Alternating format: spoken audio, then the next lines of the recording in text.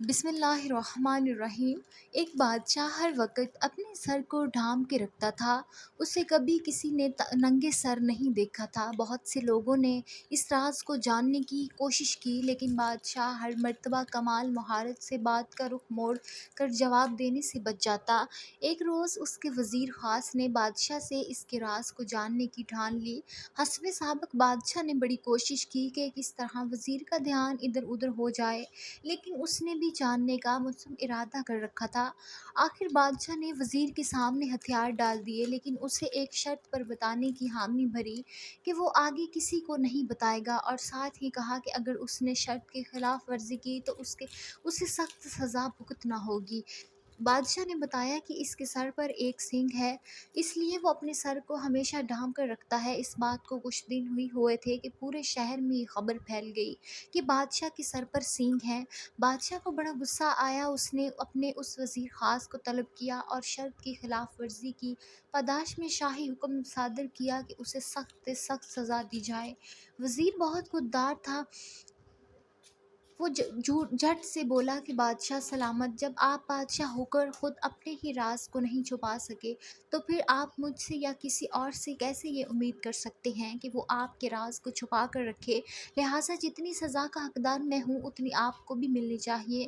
زبان سے نکلے ہوئے الفاظ اور گمان سے نکلا ہوا تیر جب نکلتے ہیں تو دو کام ہوتے ہیں۔ پہلا یہ کہ پھر وہ کبھی لوٹ کر واپس نہیں آ سکتے، چاہے لاکھ پچھتاوے کے ساتھ ہاتھ ملو، اور دوسرا یہ کہ وہ پھر جہاں سے گزرتے ہیں اپنی شدت اور قوت کے مطابق زخم لگاتے جاتے ہیں، جس کا دوش ہم اپنے علاوہ کسی اور کو نہیں دے سکتے۔ اس لیے کہتے ہیں کہ جب تک الفاظ آپ کے اندر رہتے ہیں وہ آپ کے غلام ہوتے ہیں، اور جیسے ہی وہ ادا ہو جاتے ہیں پھر آپ ان کے غلام بن جاتے ہیں۔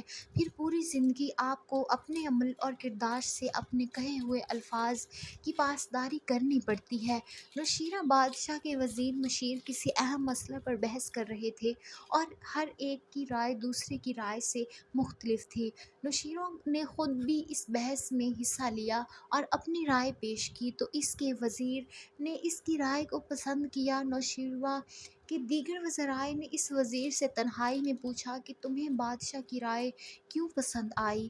اس نے جواب دیا کہ بادشاہ کی رائے سے متفق ہونا ضروری ہے، اور کسی بھی بات کا نتیجہ معلوم نہیں ہوتا، کیونکہ تمام تدابیر اور ان کے نتائج کے انجام سے اللہ عز و جل باخبر ہے۔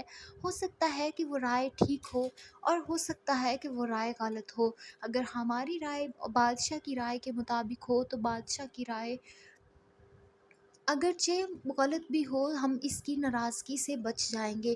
اگر ہماری رائے پر بادشاہ عمل کرے اور ہماری رائے غلط ہو تو ہم بادشاہ کے اعتداب سے نہیں بچ سکیں گے۔ بادشاہ کی رائے کے خلاف اپنی رائے دینا اپنے ہاتھوں کو اپنے ہی خون سے رنگنے کے مترادف ہے۔ اگر بادشاہ دن کو رات کہے تو کہہ دو کہ ہاں مجھے چاند ستارے نظر آتے ہیں۔ تو ناظرین، آپ لوگوں سے گزارش ہے کہ اسلام سیکھیں چینل کو سبسکرائب کرنا نہ بھولیں، تاکہ آپ لوگوں کو اسی طرح کی سبق آموز کہانیاں اور اسلامک واقعات سننے کو ملتے رہیں۔ اللہ حافظ۔